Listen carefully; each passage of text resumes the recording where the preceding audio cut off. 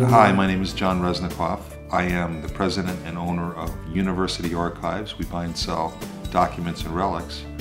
But for a sideline, I am a question document examiner. A question document examiner is somebody who looks at a question document and determines whether it's been authored by the same hand as a known document. And this could be anything. This could be a kidnapping note, it could be a murder note, it could be a contract that's disputed of millions of dollars of property, it could be a will, and often question document examiners are called into court to testify. One of the highlights of the history of question document examining would certainly be the Lindbergh trial. The crux of that case, Charles Lindbergh was the most famous guy in the world, arguably. He flew across the Atlantic in 1927, a feat they thought would be impossible to accomplish, and was a celebrity everywhere he went. And he had this beautiful little baby boy that disappeared one day at his home, and then he got a ransom note. All evidence pointed to a man named Richard Bruno Hauptmann as the person who wrote those ransom notes and kidnapped the Lindbergh baby.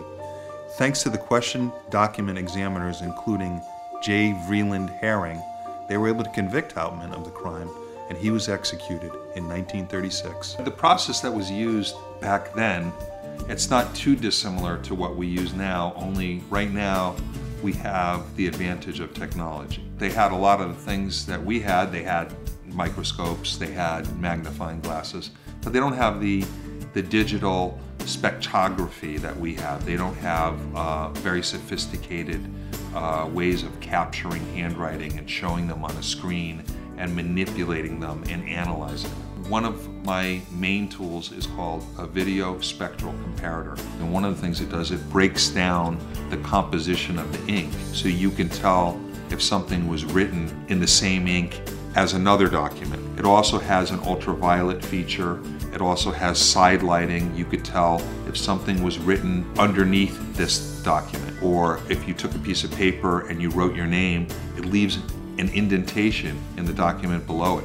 And it could show you things like that the naked eye just can't see. Let me show you an example of how the video spectral comparator works. Here is a very common signature of President Gerald Ford.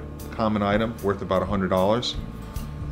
But if he signed it on the day that he took office, the day that Nixon resigned, that's a spectacular item that would be worth thousands of dollars.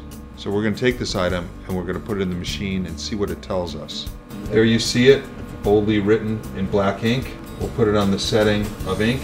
The truth is that this dating was done at a much later time with a different ink, and was done to try to defraud a collector. The advancements have helped to make me an expert in my field. What I've found is that my reports, when I write them, often it never goes to trial. They see my report, it's convincing. The truth is very important to me. There's an old saying, the truth will set you free.